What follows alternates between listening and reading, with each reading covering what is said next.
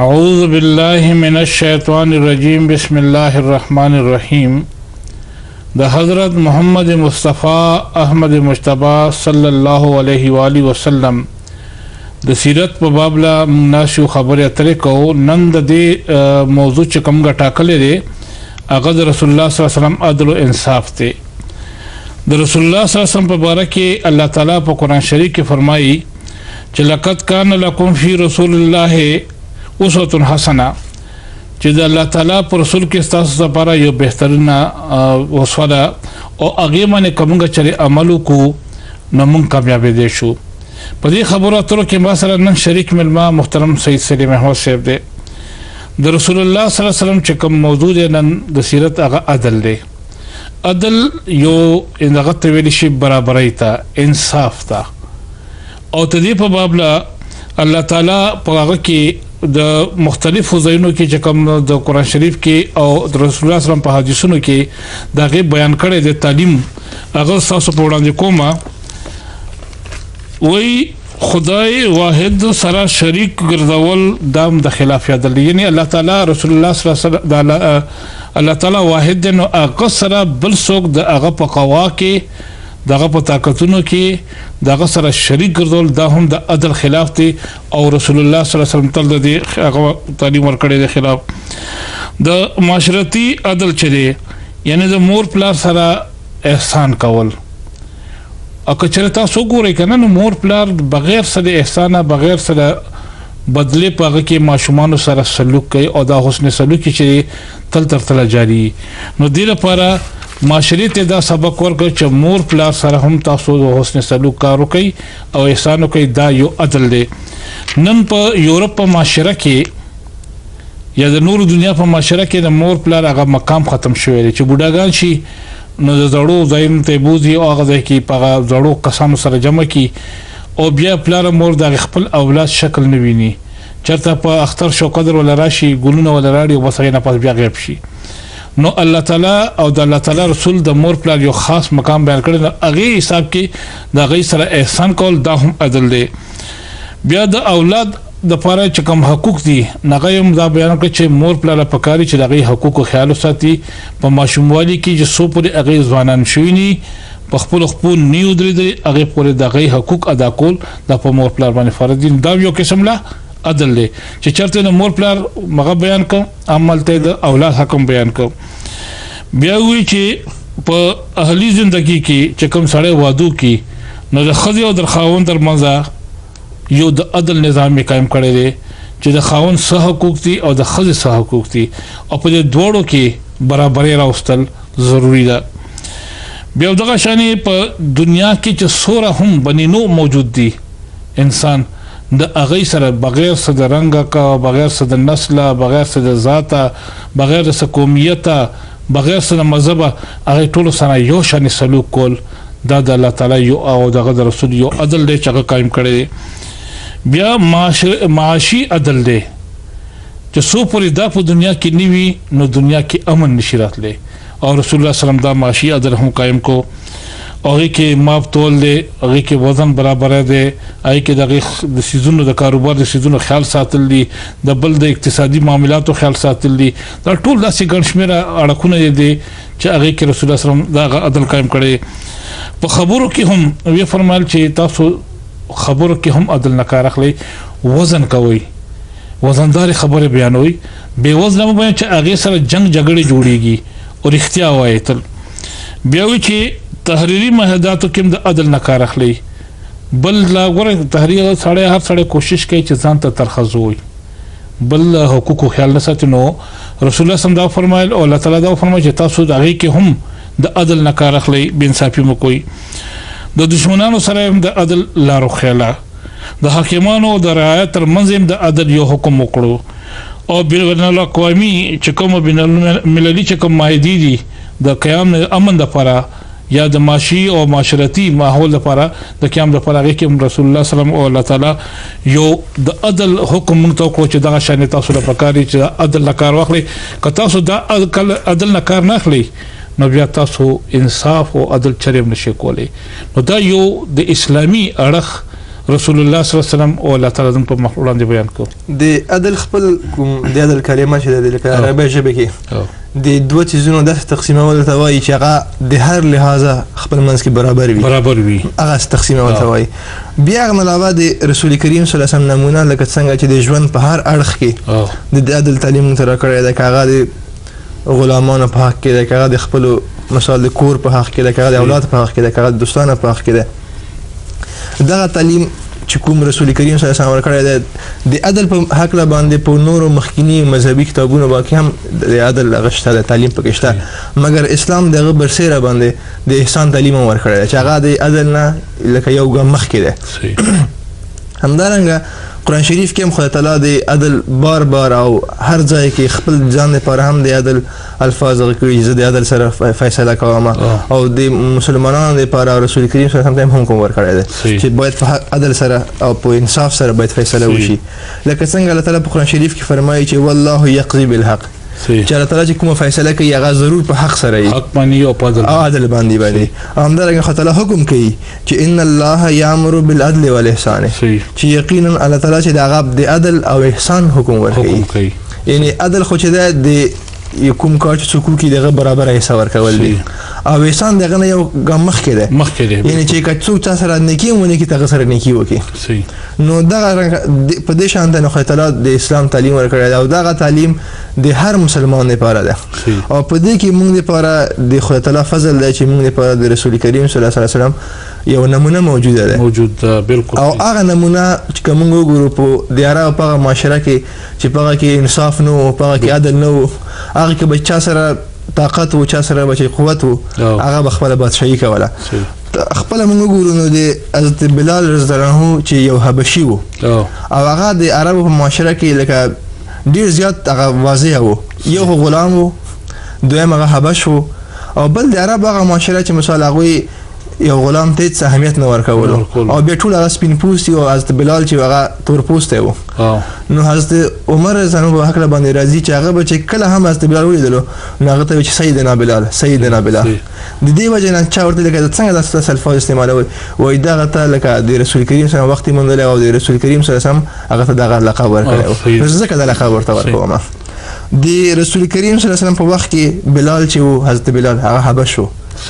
حضرت صہیب چې هغه رومي وو روم نه وو حضرت سلمان فارسی چې هغه د فارس وو لکه دا کسان وو چې د عربو نو او عربو کې دا یو عام محاوره وه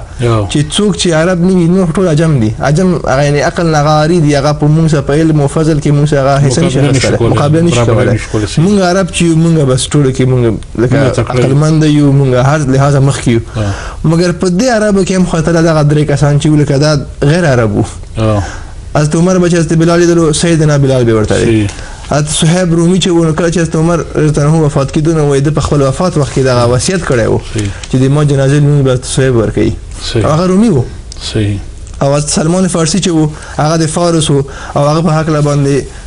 ډیر زیات روایت دي چې یو خو رسول کریم صلی الله علیه وسلم هغه ته ویلي چې سلمان منا چې سلمان د موږ نه ده بلکې دې هدا پر الفاظ دي چې هغه زموږ اهل بیت نه شامل دي او کله چې د امام مهدی فكما بيجوي رسول الله صلى الله عليه وسلم نعم رسول الله صلى الله عليه وسلم جعب سلمان فارس دي الناس النبي دردي هذا پوری رسول الله صلى الله عليه وسلم په معاشره کې عدل قائم کو نه سپین پوستی تور پوستی فرق پیدا کو نه مثال عرب او عجم ټول فرقونه د ختم کړل او د عرب په معاشره کې یو عدل او انصاف هغه قائم کړ رسول الله صلی الله علیه وسلم خدا فرمایي الله تعالی په قرآن شریف کې فرمایي ان اکرمکم عند الله اتقاکم تاسو کې زیات په لوړ مقام او زیات متقیا کس ته چې کوم هغه موضوع کسان چې کوم زیات متقی دي نه د نسل خبره وکړه نه د رنگ خبره وکړه نه د قومیت خبره وکړه نه د ذات خبره وکړه د نظام په دنیا کې ذاتونه او نسلونه او قومیتونه او ژبه په دې وجه باندې موږ یو بلتا ځان نه خطر غنو او دا غنو چې دا یار د موږ لاندې خو رسول الله صلی الله علیه وسلم دا عدل قائم کو چې نه هر هغه کس زیات معزز دی چې کوم زیات متقی دی د هر څه خبره ختمه کړه او یو شانې په یو صف کې ټول درول او الله تعالی قرآن شریف کې فرمایي چې ولا یجرمنکم شنان قوم على الله تعدلوا اعدلوا هو اقرب للتقوى یعنی د چا قوم دشمنی تاسو په دې خبره مجبور نه کی چې تاسو د عدل نه کار ونخلئ بلکې عدل وکړئ او دا د الله تعالی په نيز باندې د تقوا ډیر زیات قریب دی یعنی عدل ته الله تعالی او دغه رسول په هر موقع باندې یو خاص فوقیت ورکړی دی یو خاص مقام ورکړی دی او دا نه چې دا دغه په وجه باندې و بلکې دې لپاره چې په عدل باندې او په انصاف باندې هغه چې دنیا کې بره بیا انسان او انسان بل انسان تر نږدې کیږي او هغه معاشره کې د حکومتونو مقام ال پورته کیږي چې عدل قائمي د عدالتونو د عدل مجبور په وجه باندې خلک غیت نه دي چې کوم د هغه ختم شي نو الته اړه غړې پیدا شي او هغه ملکونه تباشي نن کدن په معاشره کې وګورئ چې په عدالتونو کې دا خبرې نشته نو هر غړ ته فساد دي او چې کله په عدالتونو کې دا خبره پیدا شوه نو هغه کې به هغه اړه غړې به ختم شي او دا نقصان نه به ختم شي او خلک به هغه باندې یو نیغه لار باندې روان شي مونږ ولې و چې نن موږ یورپ وړاندې راوړو په یورپ کې د عدل هغه انصاف د رسول الله صلی الله علیه وسلم د سنت په مطابق هغه لګیا دي کوي او موږ دغه نه مخړولې نو چې کله هم د عدل نه کار واغسته شي نو مسلمان به په دنیا کې ترقی کوي د انساني ژوند خلګدي خلاصه دغه چې د انساني ژوند په هر اړخ کې په هر قدم باندې کچیرته عدل مراعات شي نو هغه انساني ژوند ترقی هم کوي په مخ هم ځي لکه خپل موږ د کائنات هم وګورئ چې د عدل نه وای کدی یو سکند لپاره هم د کې لګڅ عدل بدون راشي نو ټول کائنات وای برباد شي او بجنګي نو د عدل داس یو موضوع ده چې د رسول کریم صلی الله علیه وسلم ژوند ابتدا هم د عدل نه ډکوا انجام د عدل نه ډکوا ورسته هم عدل چلیدلو لکه موږ په شروع کې وویل چې د رسول کریم صلی الله علیه وسلم په وخت کې څنګه عدل څنګه قائم کړلو او په اخر وخت کې چې د حجت الوداع خطبه کوم رسول کریم صلی الله علیه وسلم ورکړې ده دا خطبه هم د عدل او انصاف یو شاهکار خطبه و چې هغه خطبه کې هم رسول کریم صلی الله علیه وسلم ټول زور په دې خبره باندې وو چې باید په معاشره کې عدل قائم شي او د معاشرې نه دغه تفاوت د ذات په دغه چیزونه دا باید ختم شي نه رسول کریم صلی الله علیه وسلم په دې خطبه کې وفرمایل چې تاسو وینه او تاسو مال او تاسو عزتونه تاسو لپاره هم دغه سي محترم او هم دغه سي د احترام وړ دي لکه څنګه او هم دغه تاسو لپاره باید دغه حفاظت وکړئ لکه څنګه تاسو د میاشتې لکه کوم حج میاشتې و هغه احترام کوي کوم بیت الحرام کوم تاسو لپاره محترم دغه سي باید تاسو احترام وکړئ دا خرچ لګا د خرچ جی نو هم دغه رسول کریم صلی الله علیه وسلم فرمایل چې کوم عرب په کوم جنب باندې فوقیت لري که څوک په څه کې فوقیت لري هغه نیکی ده او هغه تقوا ده نیکی او تقوا وجه انسان برتری او فضیلت مومي او نور ذات او علم او دولت هغه دی باعث نه چې هغه انسان ته لوړ مقام ورکړي همدارنګه رسول کریم صلی الله علیه وسلم فرمایل چې تاسو ټول د آدم اولاد یې او آدم چې هغه د خاورو جوړ شوی و نو دی وجه فضیلت په کومه خبره کې ده او بیا بار هم دا خبره کړې چې فضیلت د هغه په تقوا او په نیکۍ کې ده او بیا رسول کریم یو مثال ورکو وایي چې تمام مسلمانان چې دی هغه د یو تعمیر یو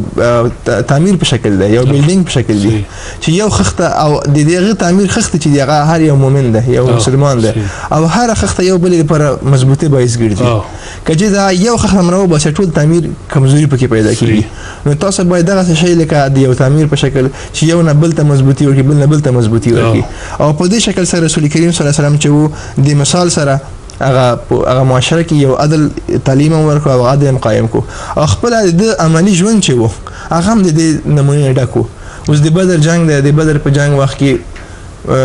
رسول کریم صلی الله علیه وسلم صف بندي کوي په دې صف بندي وخت کې د نایزیک څوک چې وا هغه د یو صحابي جسم باندې لګي صحیح هغه ته مثال هغه په جسم باندې خراش راځي تکلیف ورته کوي نو رسول کریم صلی الله علیه وسلم ته مونږ بدلا واخله صحیح فورا ورته وایي حالانکه هغه غلام و د عقاده صحیح اس ان کوم مساوات لکه دی ظاهري مساوات شته نه بيخي کله دنیا په ستر ورته ګونو نو سایس برابرې نشته ده هغه غلام نه د عقاده د رسول کریم صلی الله علیه وسلم خاتم النبیین دا هغه یو مسلمان صحابي رسول کریم صلی الله علیه وسلم فورا درخواست کوي چې ته مونږ بدلا واخله مګر هغه صحابي چې رسول الله ته معاف کړل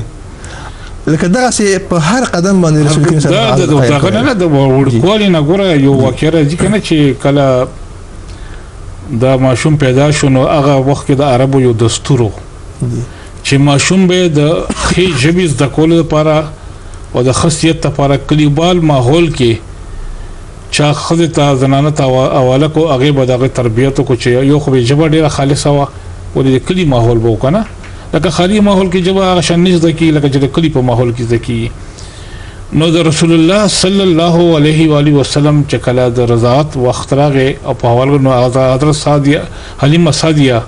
ته په حواله شو ماشوم دې پیروي بوې ته ځان سره چې بوې ګور رسول الله صلی الله علیه وسلم په هغه کې الله تعالی د غي په فطرت کې عدل چولیو د خیسینا د په هغه کې حق او بلې د بل د سره برابر عمر کې بل ماشوم چې د پیرورو کنه هغه ته بل سینه پر خدا نو چې کله بغې مور د دې بل سینې دا چوند په پاینه راول چې خپل سینې ته ویوا چې هغه رول چې یعنی د عدل او الله تعالی په فطرت کې خو چې هغه وخت چې کله ماشوم ډیر ماشوم شیرخوارو نو هغه وخت کې هم رسول الله صلی الله علیه وسلم د بی عدالت نه کار نه غسه بین صفای نه کار نه په هغه وخت کې هم د عدل نه کار غسه دي او دا هم د تاریخ یو ډیره زبردست واقعه هم د پاره ده چې الله تعالی د هغه نبی د دنیا د لپاره یو ډیره زبردست نمونه جوړولو نه دی لپاره هغه کې د ماشومولینه هغه فطرت ولا واچو او هغه فطرت یې صحیح باندې قائم کو چې د دنیا د بیا مخ کې هم یو خیلاري تراولي د بده نبی ساتي همدارنګه د رسول کریم صلی الله علیه وسلم چې مکه موقع ویله هغه کې هم دا ذکر وو او دغه سي متعدد ډیر واقعات دي لکه یو ځلې رسول کریم صلی الله علیه وسلم مال غنیمت تقسیمولو نو په دې وخت کې هغه بعض صحابه او کوم تعلیم چې کوم لکه هغه تربیت خاص نه وشوي لری نه راغلي وو نو په دې وخت کې بعض صحابه او چې هغه په رسول کریم صلی الله علیه وسلم وګرځیدل بلکې رسول کریم صلی الله علیه وسلم نږدې و چې ورځي مله لکه هغه دغه شروع وکړه یو د بل پاسه چې ماته وړاندې ملاوي شي نو په دې وخت کې د رسول کریم صلی الله علیه وسلم باندې یو صحابي چې هغه زخمی شو نو فورا رسول کریم صلی الله علیه وسلم ورته وایي چې ته کوم باندې بدلا اخلي مانه بدلا اخلي مګر هغه صحابه هغه ځکه چې قرآن شریف کې خدای ورته وایي چې رضی الله عنهم ورضوان نو امدا وجه چې هغه د صحابه و چې کاوی لګم تربیت هم شوی مګر پر رسول کریم صلی الله علیه وسلم باندې ځان قربانول فورا ورته چې رسول الله ما طرف ته بالکل معافي امدا بل واقع چې ما ویل لکه د جنگ بدر کې کوم واقع راغلی دې په حق باندې کله چې رسول کریم صلی الله علیه وسلم وفات کیدو هغه مخ کې رسول کریم صلی الله علیه وسلم فرمایي چې خپل اعلان وکړو رسول کریم صلی الله علیه وسلم چې کچا په ما باندې کوم قرض وي کچا کوم بدلی ما باندې هغه ما نه واخلي زه ورته حاضر یم نو په دې وخت کې دا صحابي ورته وایي چې یا رسول الله نو داسې جنگ بدر موقع کې چې کله صحابانی کې ته په نصیب باندې زخمی شلم او زه غواړم چې هغه بدل درنه واخلم نو په دې وخت کې ټول صحابه داسې شول چې لکه چې حمله په دې صحابي باندې کې هم دا صحابي لکه عمل ته لکه کار تمام کی ورته چې څنګه بدل اخلي رسول الله صلی الله علیه وسلم هغه په اخري وخت کې چې بیماری وخت ده نو رسول کریم صلی الله علیه وسلم ورته چې سید ته بدل واخلرانه نو دوی ورته چې رسول الله ما په بدن باندې هغه کپړه نه حضرت آقاش رضی الله تعالی عنہ واقعا هغه نو ورته چې رسول الله ته ما بدل واخله هغه ورته چې ما بدن باندې کپړه نه هغه رسول کریم خپل کپړه ورته پورته کړه خپل لمن ورته پورته کړ چې بدل واخله نو هغه غیږ ورکی هغه خلای او بوساخری ته نو دا ټول صحابه په دې باندې رش کوی دا ګور لکه دا مطلب و چې د رسول کریم صلی الله علیه وسلم بدن برکت واخلي خولي کی نو لکه په دا شانت باندې هغه په هر قدم ک د عدل تعلیم قائم کړی نو د صحابه او تربیت هر قدم باندې شوی دی لکه کېدار دي چې او جان کې دغه شان رسول الله صلی الله علیه وسلم د لغونډه کې لګیدل په ملا باندې نو هغه بیا هغه واقعیا بیان شي رسول کله چې سورۃ النصر نازل شو او رسول الله صلی الله علیه وسلم ته پته ولګی چې زما اوس وخت نږدې دی نو بار اصرار وکړ چې چا زما په باندې بدل وي نو مانه بدل غستې شي نو دا حضرت آقاش رضی الله عنه ورته چې رسول الله تعالی ډیر زیات اصرار وکړ نو ځکه دا وینا کوم کلمات نه بدل نه غسته په فلانکی غزوه کې دغه شان واقع شو چې د ستاد خپوخ کولول لرانځ کېدم او تاسو خلقته او پالخته باندې ما په ملا لګیدلی و او زه خوښ شوم نو رسول الله صلی الله علیه وسلم فورا حضرت بلال رضی الله عنه ته چې ورشه او زما د کور نه غلخته راړه هغه لخته راوړې شو رسول الله صلی الله علیه وسلم غلخته ورکړه چې ما له بدل په دای کې د صحابه او د حال لیدو دي حضرت ابوبکر صدیق رضی الله عنه وړاندې شو چې آقاشه ما نه بدل واخله رسول الله صلی الله علیه وسلم مور کو رسول الله فرمایي چې نه ابوبکر ترستو شه چونکه ما زړه سره لګیدل د ما نه بدل حضرت عمر فاروق رضی الله عنه جذباتي مړ ورو کنه هغه رمړو چې نه څنګه بدل اخلي رسول الله صلی الله علیه وسلم زموږ موجودی کنه پیدا شنو حضرت علی رضی الله عنه حضرت امام حسن حسین رضی الله هغه کوتره چې موږ خو نوسیو نه کته بازار موږ بابا نه قومونه واخله کنه رسول الله صلی الله علیه وسلم فرمایي تاسو رستو شي بدل چونګه زما د لاس لګیدل معنا بخي د عدل خي ورته انصاف خي چې کم سړی کم نقصان کړي کنه نو هغه لا صدا بیا هغه ورته چې یا رسول الله دا وخت خو زما په وجود باندې کپڑا نه و نه پاسه وجود می کمیس مینو رسول الله صلی الله علیه وسلم خپل کمیس مبارک پورته کړ انا غاب را پاونډ شو او دا وخت صحابيانو د حال د کاتوغي غني چې لخت باندې وهل کولو په دې وړه دي هغه لخت تلته وشته رسول الله صلی الله علیه وسلم سره هغه شو راجوخ شو او په یو غاړه په بل غاړه کولو شروع کړ نو صحابيان بیا وایي چې موږ هریانه شو چې یاره خو چې دی ودا د دغه حرکت وکړو چې پرې خو یا رسول الله تعالی بدل اخلم په دې باندې خو موږ ته سره نږدې شوم او ستاسو وجود مې خپل کړ او زموږ دغه مقصد نور به هیڅ مقصد نو او صحابيانو په هغه باندې رښو نو واقعیا کې دا چې رسول الله صلی الله علیه وسلم خپل بدل اغوستو ته هغه قصتیار کړ چې ته اغستې شي ستا حق ته کمانه په غلطي شوې دي او کما آمدن کړي په کوم حالت کې ته وای نزدې ته تیار چې صاحب د خلاص کړ او رسول کریم صلی الله علیه وسلم بیا دا هغه مو ګورای کنه چې لکه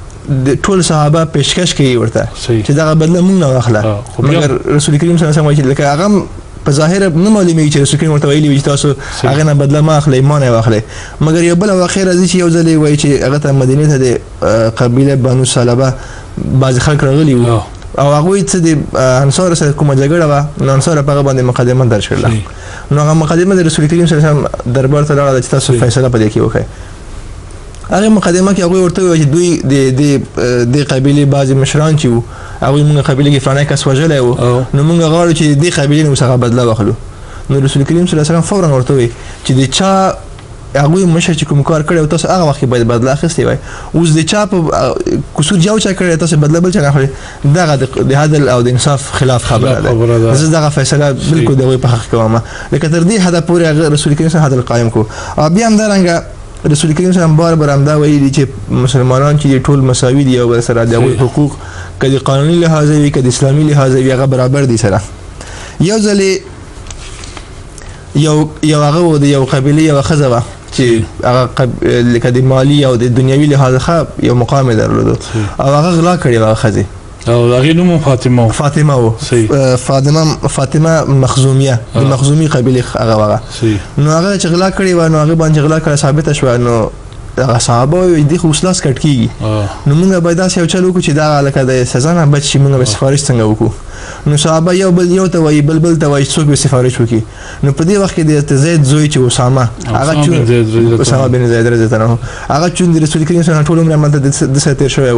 نو هغه او ګرانو پر اصل خبره چې ګرانو په دې لپاره هغه کتره دا شکست چې پر رسول الله صلی الله علیه وسلم او رسول الله صلی الله علیه وسلم دغه خبره نه غوړدي سفارش وکړي نو په دې وخت هغه ورته چې اسامه تاسو سفارش وکړي چې رسول کریم صلی الله علیه وسلم سزا معاف کړي نو هغه رسول کریم صلی الله علیه وسلم درته چې یا رسول الله دا سیده خځه د غلا کړی او غلام ثابت شوی دی نو چې چیرته هغه تاسو معاف کړي نو رسول کریم صلی الله علیه وسلم وی رنگ سور شو او غصه درته راغله ورته وی چې تاسو نه مخکې چې کوم قومونه تیر شوي دغه هم دی وجنه هلاک شول همدا وجه وا چې کله به کوم لوی کسب غلط شي یا کوم ګناه به وکړل نو هغه ته سزا معاف کړل او کوم عام کسب چې کوم ګناه یا کوم خطا کار وکړو هغه ته سزا ورکوله نو رسول کریم صلی الله علیه وسلم فرمایي چې چیرته فاطمه بنت محمد هم دا غلا کړی وای نو ما به د غلاس کټ کړی و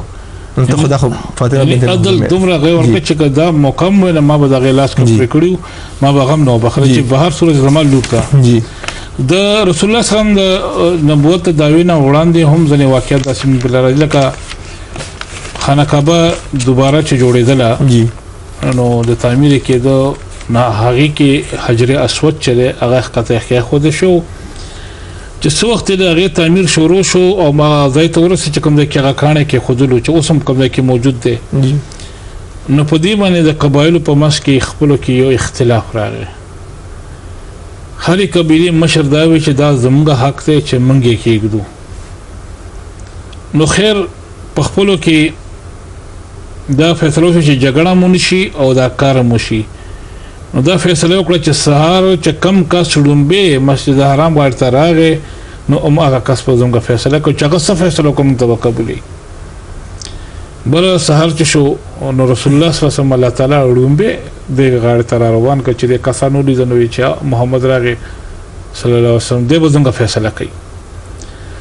رسول الله صلی الله علیه وسلم چل تر ورسېدو نو دوی ورته دا شان زموږه مسله ده نو موږ وړو چې د فیصله واستو کې رسول الله صلی الله علیه وسلم فرمایي چې یو صدر راړي صدر یو وخت صدر په مس کې حجر اسود کې خود بیا غینه پسوي چې د هر قبيله یو کس چې هغه راوړاندې شي او هغه د ګوټو نسی د صدر نو هغه لمونه چې صدر ګوټونه ټول ونیسل قبایلو چې چا پلاس کې سورې سره لغوي ونیسل او چې هغه د تاکانه ورسېد حجر اسود ورسېد نو رسول الله صلی الله علیه وسلم پورته کو په غزا باندې کې خود او دا شانې دغه قبایله په مس کې یو عدل قائم ک او د خون ریزه او د خون جنگ نه قنوړي جنگ نه بچ کړل نو دا ګوره د عدل او د انصاف هغه زمانه کې رسول الله صلی الله علیه وسلم کوم کړی چې کله لا د نبوت دوام نه کړی یا الکواله دی یعنی نه خو بو عمر دی او الکواله کې رسول الله صلی الله علیه وسلم داسې فیصله کړی دی او د عدل او د انصاف چې هغه یو تاریخي حیثیت لري بل د حلف الفضل دام د هغه مخکې د داوا نبوت د مخکې واقعیت دي په مکه کې درې کسانو درېونو نمونه فضلو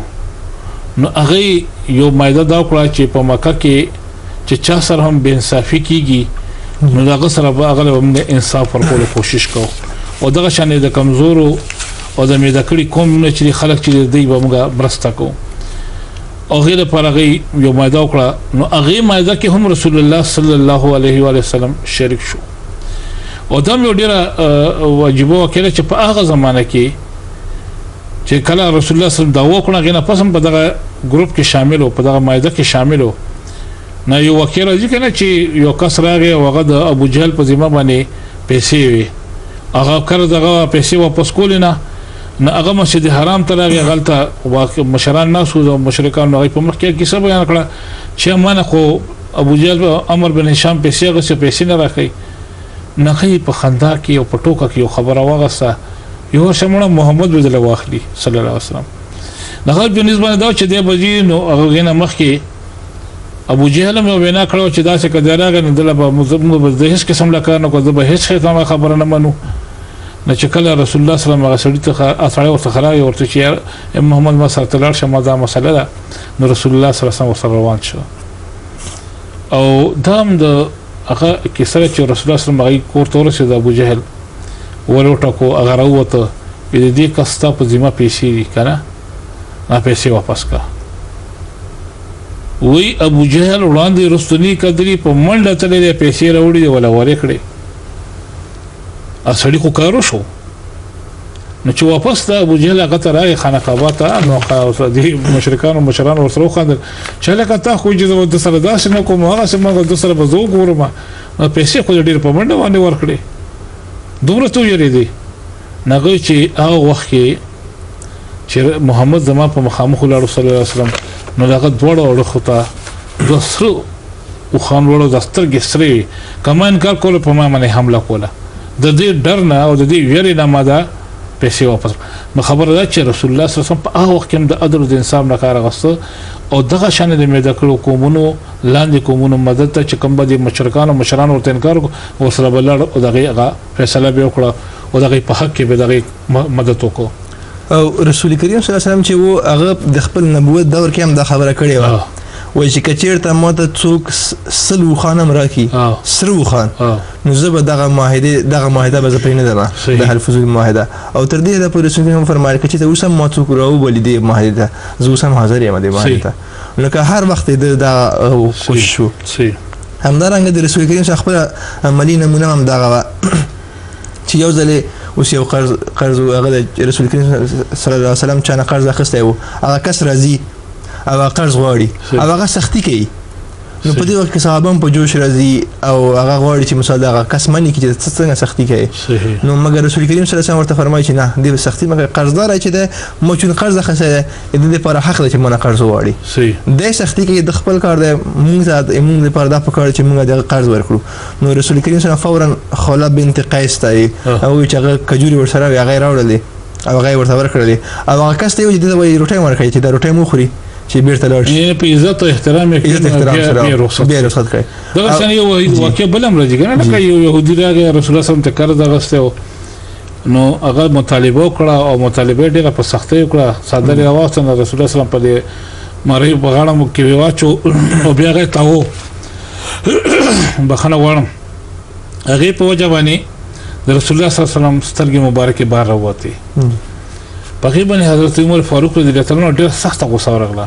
یا رسول الله اجازه راکړه چې د دوست سره د تن جدا کم رسول الله صلی الله علیه وسلم فرمایي چې نه د حق لري هغه اخلاص کو چې اخلاص کوم رسول الله صلی الله علیه وسلم فرمایل چې لکه زما او استاد تر مایدی تر منځ خلا درځي پاتې دي نه دومره وړاندې تا دوره سخت مطالبه څنګه وکړه په غیبه نه رسول الله صلی الله علیه وسلم بیا حضرت عمر فاروق رضی الله عنه فرمایي ورشه د قرض ادا کا او دونه په زیات ورکا نو حضرت عمر فاروق رضی الله عنه چې زلړه قرض مې واپس کوړه یمه ته چې رسول الله صلی الله علیه وسلم چې تاره ستا قرض نه زیات دله واپس نو عدل کارم کړي دي د احسان کارم کړي دي او بل سره لاسم نه چوره د افو درگذر نیم کار غوستلې نه په یو وخت کې رسول الله صلی الله علیه وسلم دا شنی د عدل او د انصاف سره سره د افو درگذر او د احسان کارم کړي دي همدارنګه رسول کریم صلی الله علیه وسلم چې وو هغه د هر شخص لپاره ترقې لپاره هغه د کار لپاره برابر مواقع ورکړي وي دا نه دی ویلي لکه څنګه چې قرآن شریف کې هم فرمایي چې ان اکرمکم عند الله اتقاکم چې تاسو کې بهترین یا معزز هغه شخص چې کوم ډیر نیک وي او متقی وي نو رسول کریم صلی الله علیه وسلم همدغه اصول باندې ټول خپل ژوند روان وو او دا اوس مثال اوس د یو جنگ وخت راځي جنگ موته وخت راځي چې په 8 هجری باندې شوی او په کې رسول کریم صلی الله علیه وسلم درې زره لخر و د لخر مشر چې و اسامه بن زید رضی الله عنه مقرر کړی و او لکه ګور زید چې یو غلام و هغه ازر کړی غلام و او اسامه د غزوی و په هغه جنگ کې نور صاحب مثال حضرت ابوبکر هم پکې شامل و په هغه جنگ کې حضرت عمر هم شامل و په هغه جنگ کې حضرت عثمان هم شامل و هغه ټول لوی لکه بزرګ صحابه چې و هغه په هغه جنگ کې شامل و مګر رسول کریم صلی الله علیه وسلم هر مسلمان ته هر کس ته د موقع ورکړي چې هغه ترقی هم کوي هغه کار هم کوي هغه د دین خدمت هم کوي د توپیر پکې نه کړي چې دا څوک دی یا د کوم نسل نه دی بلکې صرف نکاح ته کتلې دي او هغه په بلا باندې هغه خدا ورکړي دی همدارنګه کله چې دغه څنګه مته چې کله وشو نو هغه کې رسول کریم صلی الله علیه وسلم اسامه هغه کړی و د امیر مقرر کړی و او په هغه وخت کې رسول کریم صلی الله علیه وسلم وفات کیږي او د وفات نه وروسته حضرت ابوبکر رضی الله عنه خلیفہ مقرر کیږي نو هغه وخت کې هم حضرت ابوبکر چې هغه حضرت اسامه لکه د لخر مشر حضرت اسامه ټاکی نو چا ورته وی چې یا لکه حضور د تاسو لکه اسامه تجربه له اعظم کم ده عمر هم کم ده مګر رسول حضرت ابوبکر ته فرمایي چې نه دا کس چې رسول کریم صلی الله علیه وسلم دا مقرر کړی وو دا امیر لشکر وو او زه به د په ماتحته کې ونګ بزو او جنگ وکړو او نور ټول صحابه چې وو هغه د په متحده کې راځي جنگ ته راځي لکه د رسول کریم صلی الله علیه وسلم په دور کې یغه نورسته هم صحابه هغه نمونه قائمه کړی و اوس موږ خپل ګورو چې ورسته زمانه کې د بنو عباس او بنو امیہ د جګړې جوړې شوې دغه ټول په دی وجه جوړې شوې چې هغه هر یو خپل مقام لکه ځان بالکل مسلمانانو نه ځان چوتو غړنه باندې مګر رسول کریم صلی الله علیه وسلم په دور کې رسول کریم صلی الله علیه وسلم هر قوم ته هر نسل ته د کاغه عمرم خان و کاغه مثال کوم بل قبیله نه و کاغه مثال عرب هم نه و رسول کریم صلی الله علیه وسلم ته برابر موقع ورکړي دي ترڅو هغه مخکې لاړ شي همدارنګه اوس رسول کریم صلی الله علیه وسلم دغه یو هغه د ژوند یو کوي چې ډیر یو شاهکار نمونه و چې سفارش باندې کلم د سفارش نه منلو او بار بار رسول کریم صلی الله علیه وسلم فرمایي چې په کومه معاشره کې چې سفارش وشلېږي ا معاشره مخکې نشته او نن سبا موږ معاشره هم دیغه وجنه موږ شاته پاتې چې موږ سفارش کوو بلکې رسول کریم صلی الله علیه وسلم دې هدا پورې فرمایي چې عہده چې ده هغه یو امانت ده او امانت باید د حقدار ته وسپارل شي څوک چې دغه عہده صحیح حقدار وي کاغه عرب وي کاغه جن وي کاغه تور وي کاغه سپین وي چې کم ملکه مې رقم ضروري کوم ځای بیا هغه ته باید وسپارل شي انداس یو واقع راځي وای چې یو د حضرت ابو ذر غفاری رضی الله عنه دوا الکان راوستل او رسول کریم صلی الله علیه وسلم دربار کې سفارش وکړو چې رسول الله کا دوی زکات د پر د سفارش کوم نو رسول کریم صلی الله علیه وسلم په سخته سره غمنې کړو او وی فرمایل چې دغه څه کچې ته سفارش کوي او په سفارش باندې تقرری کوي یا وغیره یا زکات اخلي نو دغه د عام د معاشري لپاره خطرناک دی او هم د آینده نسلونو لپاره خطرناک دی او غیرت کړو هغه سفارش قبول نه کړو او وی فرمایل چې څوک چې سفارش وکي او په سفارش او خواهش باندې کوم هدا غواړي هغه اسلام کې هغه موږ هغه ته هدا نه ورکو هغه تر دې پورې فرمایل چې کوم سړی خواهش وکي جی هغه ته هدا ورکړي شي نو بیا الله دغه فرښتي مدد نه کوي جی او چې کوم ته اوس پرل شي نو الله دغه فرښتي او دغه نظام مدد کوي جی د جنگ بدر یو واقعه ده د عدل انصاف دام یو ډېر زبردست نمونه ده جی جنگ بدر کې قیدیان اونول شو بندي شو رالل او په مکه کې مدینه کې اوتړل شو جی په هغه کې یو د حضرت نبی کریم صلی الله علیه وسلم تر حضرت عباس رضی الله عنه دای ټولي چونګي د تخت یې راو چې دغه تخت نه دی تړلی ټول نو چې هغه تړون کې ستاسي او چې چته کلکې تړلیو نو پغې کو حضرت عباس رضی الله عنه لغونه کې دغه نم نازک او طبيعت نم نو هغه ته تکلیف نو پغې باندې هغه اسی استګډی کول کنه چې ما ته تکلیف ته وی هاي لګولیو نو رسول الله صلی الله علیه وسلم چې ترام او سره مينم بو نو بیقرارو خوب مولنه ورته ګرځیدل صحابيانو ته دې خبره احساس وشيره کاری داسې چې د تر د وجه رسول الله صلی الله علیه وسلم به قرار لړ اغله هغه تاړي چې کوم تاړي چې رسې چې هغه لکه سست کړی نو هغه چې سست کړی نو هغه باندې هغه هي هو هغه کم کو باندې کو نو رسول الله صلی الله علیه وسلم ته پوښتنه وکړه چې را دا څنګه چلی دا سړي خو څه پورغه کول اوس ولې هغه یا رسول الله اذا تکلیف نمګو تکم کوي نو ټول وتا هم دا چې کنه راسي پوری لکسس کوي د لهم تکلیف مور کوي نو بیا د فدی ذکر راغی پکې چیرې د صحابیانو د رسول الله صلی الله علیه وسلم مینوا چې دا کس چې کنه دا بغیر فدی آزاد کو معاف کړی ورته یا رسول الله آزاد کو رسول الله صلی الله علیه وسلم فرمایي چې نه ټول سره یو شان سلوک کیږي نو دې کې هم رسول الله صلی الله علیه وسلم چې دامه تر دې او دامه نه تر دامه دښمنان دي د عدل او انصاف چې چرته راغلي نه چې کوم سلوک د خپل تر سره نه ټول سره کړي بخلی نه چې بیا ټول یو شان کړي چې یو شان سره سلوک بل سره نو دا برابرې چو کنه رسول الله صلی الله علیه وسلم د خپل دښمن سره کړي د خپل سره کړي پر سره کړي او رسول کریم صلی الله علیه وسلم دا ویلی چې هغه عربی کې مرضی کنه مقولم جوړه شوی دی چې سید القوم خادمهم چې د یو قوم سردار چې د هغه د اصل کې خادم نه دی او باید کچیرته یو د قوم مشر یو د قوم سردار کچیرته هغه د خپل ځن خادم وګڼي نو قوم طریقیم کوي قوم مخکم زی او خلک هم دغه سره ودرېږي بیا او د رسول کریم صلی الله علیه وسلم په دې معاملې کې خپل عملی نمونه موجوده و جنگ بدر موقع کې 314 کسان دي ټول مسلمانان او په کې تقریبا 90 خان دي او څو پکې آسان دي او رسول کریم صلی الله علیه وسلم چې مثال د لخر مشر ده او د ټول مسلمانانو رسول الله صلی الله علیه وسلم ده د ټول مشر ده دغه باوجود په خان باندې د نور سورلې باندې ده هر یو کس په باره باندې سوريږي او سفر پکې او خپل رسول کریم صلی الله علیه وسلم چې کله په وخت باندې سوريږي نور بل صحابي په خوځي او کله چې هغه په وخت سوريږي رسول کریم خپل په خپل پیدل سفر کوي او هغه په وخت باندې سوريږي نو اې دې نمونه د واضح د ټول امت مسلمه ته بلکې ټول دنیا ته د تسابق ورکو چې کچیرته یو کس د یو قوم سردار وي مشر وي هغه باید دغه خدمت لپاره خپل ژوند وقف کړي او انصاف نه کار وکړي او همدارنګه د حضور په وخت کې چې و د حضور وخت د خپل د منځ کوم نمونه چې رسول کریم صلی الله علیه وسلم قائم کړه چې المنز ورکوي کیږي نو المنز کې رسول کریم صلی الله علیه وسلم دا حکم وو چې قرآن شریف زیات زده هغه د امام شي او دا حکم نه و چې عرب د امام شي عجم د ورسته مقتدی یا عجم هیڅ د فرق نه پکې نه تور سپی هیڅ د فرق نه بلکې رسول کریم صلی الله علیه وسلم دا قانون ټاکلی او تر اوسه پورې دا قانون دی چې قرآن شریف زیات زده هغه د امامت وکړي همدغه یو واقع راځي و چې رسول کریم صلی الله علیه وسلم په وخت کې یو جماعت کوم امام چې یو ځوان الک وو او هغه چې کله المنځ ورکول نو دغه کپڑے هغه غریب سړی وو او کپڑے بچي کله چې سجده به کوله نو او کله به سجده کوله نو هغه د وجود نن په ظاهر دلو نو په دې کې یو يهودي خزي اعتراض وکړ چې تاسو خپل مسلمانانو باندې تاسو خپل امام ټاکل دغه ته خو کپڑے پورا ورخې ورته چې خپل نن خو پټ کی لکه دې واقعا هم د ظاهريږي چې هغه وخت کې نه دغه کپڑے چا کتلې دي نه دې د کتلی چې هغه ماشوم او هغه څوک صرف دې بنا باندې چې رسول کریم صلی الله علیه وسلم فرمایلی دي چې قرآن شریف زیات زی هغه د امام شي هغه امام کړي کې ګوره مسکه هم د عدل او د انصاف یو زبردست نمونه موجود ده الکه شاعر ویلي کنه چې کی صف میں کڑے ہو گئے محمود و یاد نہ کوئی بندر نہ کوئی بند نواز چې کله هم مصطفی یو صف چودري کې نو الته د امیر او د غریب د تور او د سپین د عرب او د عجم هغه ټول فرق ختم شي جی یو شان ودرېږي او بیا ګوره د کې بل د جمع مسکه بل هم یو ډېر زبردست نمونه ده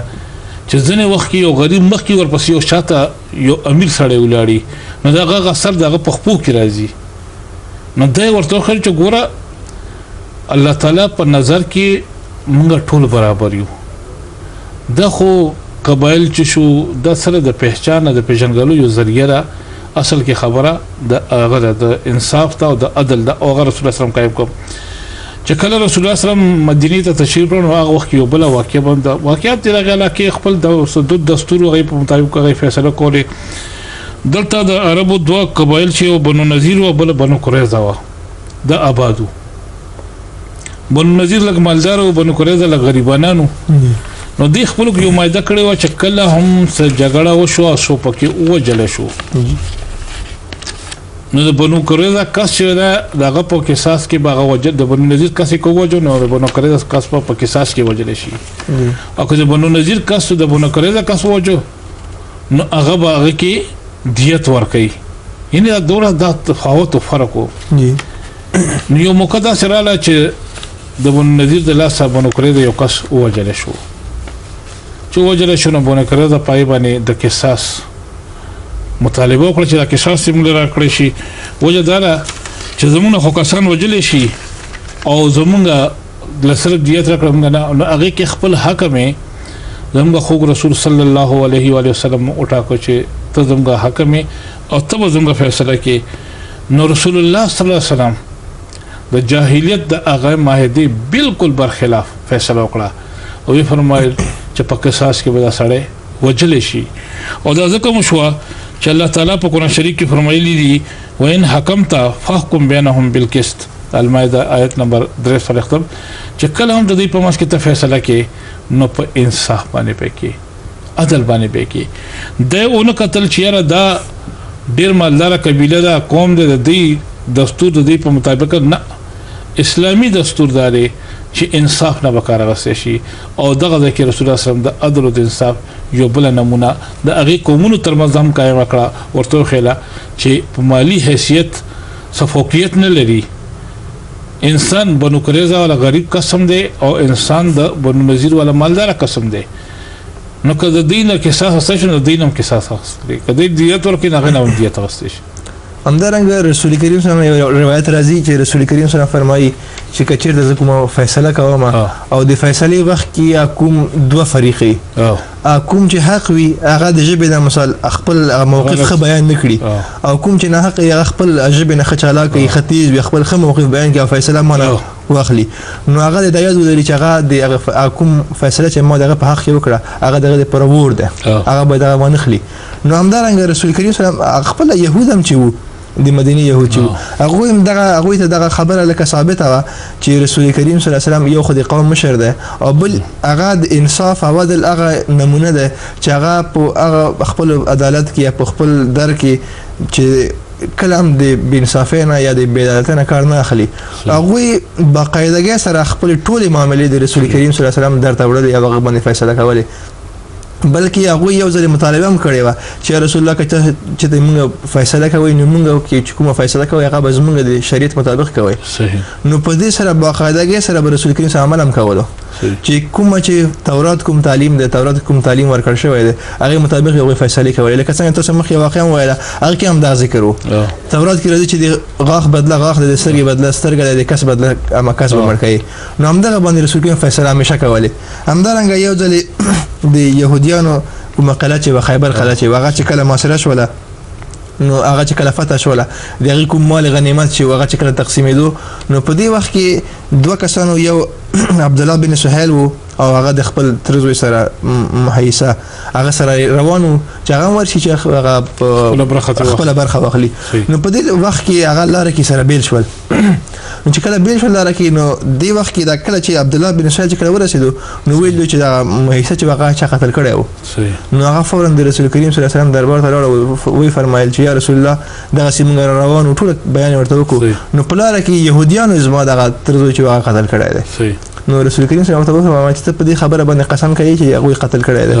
نو ورته چې رسول الله ما په خپل سترګو هغه نه قتل چې هغه قتل کړی دی مګر ما یقین دی چې هغه قتل کړی دی نو ورته چې زه به يهوديان هم قسم اخلم چې هغه په دې باندې څنګه خبره کوي نو دوی چې رسول الله تاسو خو پته چې يهوديان چې هغه په دروغ باندې قسم خوري او دروغ دی هغه شی ودا لکه هغه اره خبره چې قسم بخوري هغه خبره منځانه پروړي نو رسول کریم صلی الله علیه وسلم چې هغه دروغ هم یا هغه د خپل کار دی ته کوم څه هم دې حق نه لري چې په خپل سترګو نه کتلې چې هغه قتل کړی نو ته دغه بدله نه شخصتره نو دغه رنګ رسول کریم صلی الله علیه وسلم هغه فیصله د يهودو په حق کې وکړه هغه صحابي وو هغه فیصله ونه منله نو د نمونه چې هغه نه د کلمه کې موږ وکړو چې د عجم او عرب په منځ کې فرق نه کولو مذهب په منځ کې هم د فرق نه کړی چې هغه که يهود وي که مسلمان وي که هغه صحابي وي که هغه هم کس وي د همیشه عدل او انصاف باندې فیصله کړې ده هلکه یو يهودي سړی کنه هغه راغی او سوده خرڅول نه مسلمان ورته وي کنه چې هغه ورته چې په سوره د بیا ورته کوم وخله په هغه باندې يهودي لا کس غوسه ورغله او ورته چې قسم دې په هغه رب باندې کنه یا په هغه ذات باندې چې موسی عليه السلام د ټول انسانانو اعلی او په بهترین مقام پیدا کړ په باندې مسلمان لا غوسه ورکړ او هغه ته ټړکو باسو خدای ظالمان ټول نه بهترین او انسانو کې انسان چې هغه الله تعالی محمد صلی الله علیه وسلم او لګیا مقدمه د رسول الله صلی الله علیه وسلم په خدمت کې حاضر شورته کړه چې رسول الله دغه شان دې کس چې تاسو زموږ رمضان د امن مایده د مسله داسې وکړي نو رسول الله صلی الله علیه وسلم ډېر خفه شو سړی مسلمان نه ورته وی فرمایي چې تماله په موسی علیه السلام باندې فضیلت مرکو یعنی دا فیصله وکړه چې عدل داري چې زه دا وخت کې د جګړې مسله چې هغه دا خو نه چې تماله فضیلت راکې او دا فضیلت موسی علیه السلام لا هم فضیلت ته هغه د الله تعالی نبی دی اعظم د الله تعالی نبی خو هغه باندې مال فضیلت مرکو بل یو وړغونه کې واقعیا بل یو ماشومه جنې چې په غاړه کې د سرو زرو کاله او روانه و او یو يهودي په نظر واچو چې را د سره خو دي اوس پرځای ته وانه غسته شنو په والو ټکول او په کانو په ټکول یو غکړه جنې ډېر سخته جوبل کړه هغه او کالی ته وړل رسول الله صلی الله علیه وسلم چې خبر راورسې دا کسانالو چې دا شنی او کو رسول الله صلی الله علیه وسلم دغه جنې څخه لا پکې ساو نو رسول الله صلی الله علیه وسلم تاسو کو تعالی فلانکی او ذکر کړی نه ورته چې نه یې فلانکی کړی وی نه یې فلانکی کړی وی او دا يهودي نه ورته رسول الله صلی الله علیه وسلم يهودي رو بل وي تا د کالو د پاره د حرکت کړی دی نو ته خو پته لګی چې زه خو په جندل شم نو اعتراف وکړو نو او هغه کې غجنې سا ور کړو بیا مړه نو رسول الله صلی الله علیه وسلم دا غي په قصاص کې هغه يهوده کس چو هغه وجل نو د انصاف او د عدل خود رسول الله صلی الله علیه وسلم بشمیره واقع ده سومګه په خپل کې بیان کړل نو د رسول الله صلی الله علیه وسلم د انصاف د عدل او ډیر واقعیت یو نه د دوه نه دي چې سړی بیان کې هغه لپاره دا وخت هم لګ دی خو موږ دا د وکړو چې الله تعالی په مونږ کې او زموږ په معاشره کې او زموږ په مشرانو کې ټولو کې د حضرت محمد مصطفی احمد مجتبی صلی الله علیه وسلم د خپل سیرت اړه چره چې په دې معنی هغه پیدا کی او مټول د عمل کولو توفیق راکړي د اخر کې د محترم سید سلیم محمود صاحب شکرګزار یم چې ما سره په دې خبرو اترو کې شریک شو. الله تعالی دې ول بهترین اجزا ورکړي. اللهم صل علی سیدنا و مولانا محمد وبارك وسلم انك حميد مجيد.